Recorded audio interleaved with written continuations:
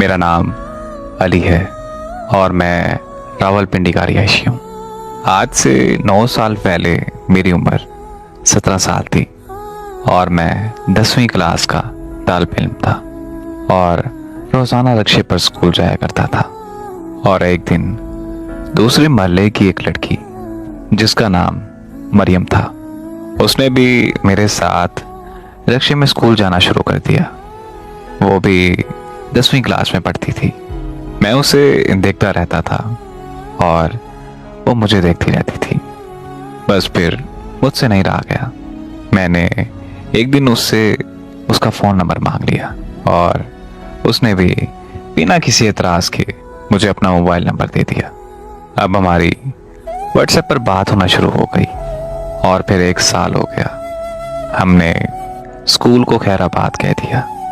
हमारे दरमियान बहुत अच्छी दोस्ती हो गई थी।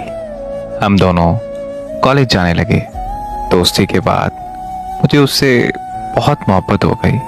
मोहब्बत भी ऐसी जिसका कोई अंदाज़ा भी नहीं लगा सकता। बस फिर एक दिन मैंने उससे अपनी मोहब्बत का इजहार कर दिया और उसने भी इकरार कर दिया। बस अब फातिमा और मैं दोनों घूमने जाते, शॉपिंग करते और एक दूसरे से खूब बातें करते अपने मुस्तकबिल की। मेरे घर वालों को उस लड़की के बारे में पता था, यहाँ तक कि मेरे रिश्तेदारों को भी पता चल गया था। हम दोनों बहुत खुश थे। फिर एक दिन हमने शादी का इरादा किया। मैंने उसे कहा कि तुम अपने घर बताओ हमारे बारे में, तो जैसे ही तुम बताओगी मैं अपने घर वालों को तुम्हारे यहाँ रिश्ते के लिए भेज दूंगा। वो गैर बिरादरी से ताल्लुक़ रखती थी। मेरे घर वालों को इस रिश्ते पर कोई एतराज़ नहीं था।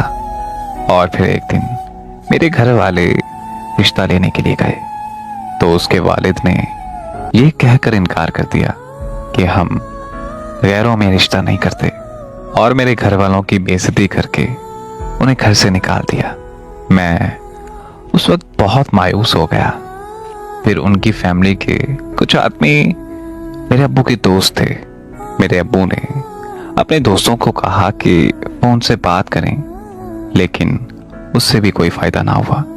उन्होंने वहां से भी साफ साफ इनकार कर दिया। उसके कहने पर मैंने एक बार फिर से अपने घर वालों को उसके यहाँ भेजा, लेकिन फिर से वही हुआ जिसका मुझे डर था। एक बार फिर से उन्होंने मेरे वालिद साहब को बेइज्जत करके वापस भेज दिया और इस बार उन्होंने अपनी बेटी को भी मारा हमारे घर वालों के सामने। जब ये बात मुझे मेरे घर वालों ने आकर बताई तो मैं उनके घर चला गया। उसके वालिद के सामने उसे कहा कि तुम मेरे साथ चलो। उसने मेरी बात का कोई जवाब नहीं दिया। वो कुछ नहीं बोली, बस चुप रही। मेरा रद्द अमल देखते हुए उसके वालिद ने भी मुझे बहुत मारा और उसके वालिद ने फातिमा को मेरे सामने धमकी दी कि अगर तुम इसके साथ गई तो मैं तुम्हें जान से मार दूंगा। वो बहुत रोई। आखिर में उसने मुझे ये आके कहा कि प्लीज़ मुझे और रुसवा मत करो, यहाँ से चले जाओ और मुझे हमेशा के लिए छोड़ दो। मैं उसके वालिद के पाँव पकड़ने लगा, उनके सामने किड़किड़ाने लगा, उनसे माफिया मांगने लगा, लेकिन उन्होंने मेरी एक ना सुनी और मुझे घर से निकाल दिया। मैं अब रोजाना उसे देखता और बात करने की कोशिश करता, मगर वो साफ साफ इनकार कर देती थी। एक दिन उसने मुझे कहा कि तुमसे मोहब्बत करके मुझसे बहुत बड़ी गलती हो गई है। मुझे तुमसे कोई रिश्ता नहीं रखना। बस अब तुम चले जाओ मेरी जिंदगी से। उस दिन उसकी ये बात सुनते ही ऐसे लगता था कि जैसे कयामत टूट पड़ी हो मुझ पर। और मैं उस दिन बहुत रोया। वक्त गुजरता गया और मैंने पुलिस की जॉब के लिए अप्लाई किया हुआ था और अल्लाह का करना ऐसा हुआ कि मेरा नाम आ गया। मुझे ट्रेनिंग के लिए 1 साल के लिए शहर से बाहर जाना पड़ा। मुझे उसकी बहुत याद आती थी। मैं ट्रेनिंग मुकम्मल करके घर वापस आ गया। मेरा राब्ता तो उससे था नहीं। वापस आकर अपने कुछ दोस्तों से उसका पता करवाया कि वो अपनी जिंदगी में खुश तो है ना, ठीक तो है।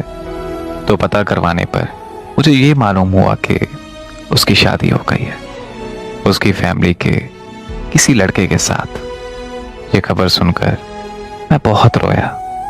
मेरी गवर्नमेंट जॉब देखकर मेरे रिश्तेदारों ने मुझसे रिश्ता जोड़ने की बहुत कोशिश की, लेकिन मेरे दिल में सिर्फ उसी के लिए मोहब्बत